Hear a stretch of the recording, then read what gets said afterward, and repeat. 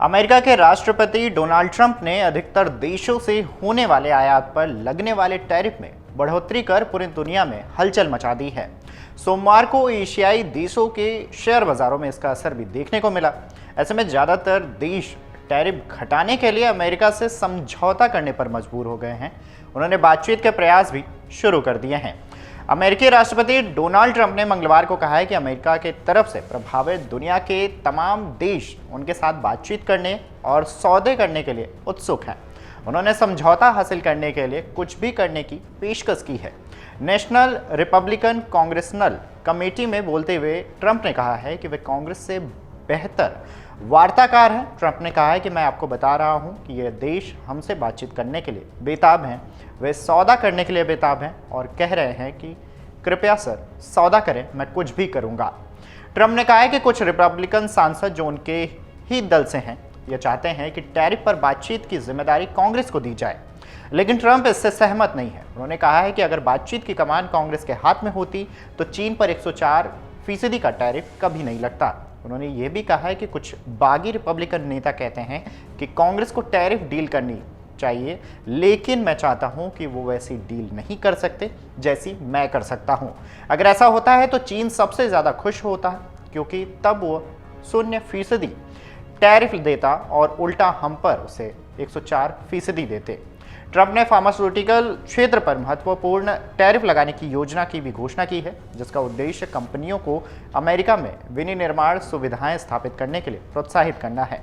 Trump ने कहा है कि फार्मा पर टैरिफ इसलिए लगाया जाएगा क्योंकि हम दवाएं नहीं बनाते, वे दूसरे देश में बनती हैं। अमेरिका में उसी पैकेट की कीमत $10 या उससे अधिक है। हम फार्मा पर इसी तरह टैरिफ लगाने जा रहे हैं कि कंपनियां बहुत ज़्यादा और बहुत जल्द हमारे पास दौड़ी चली आएंगी।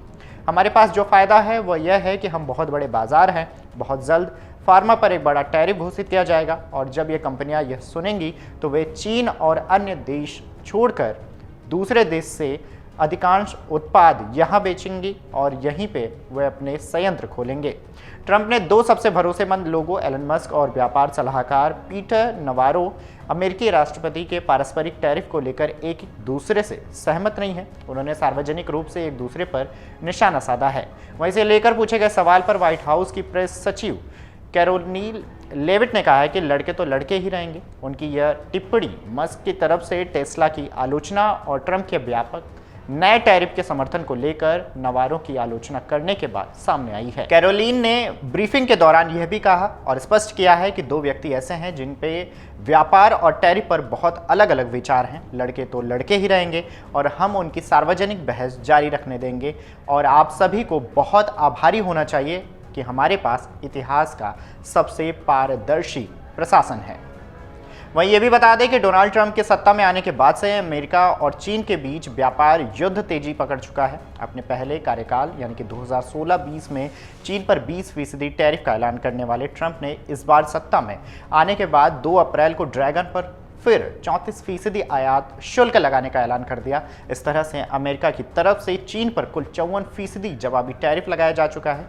इसके जवाब में जब चीन ने अमेरिका के खिलाफ भी पलटवार करते हुए समान आयात शुल्क लगाया तो ट्रंप ने चीन से आने वाले उत्पादों पर टैरिफ को 50% तक और बढ़ा दिया। यानी अब अमेरिका की तरफ से चीन पर कुल 104% टैरिफ लगाया जा रहा है। अगर आप ये वीडियो YouTube पर देख रहे हैं तो हमारे चैनल को सब्सक्राइब कर बेल आइकन दबाएं और Facebook पर देख रहे हैं तो हमारे पेज को लाइक करें। 8 मिलियन प्लस सब्सक्राइबर, आपके इस भरोसे के लिए बहुत धन्यवाद।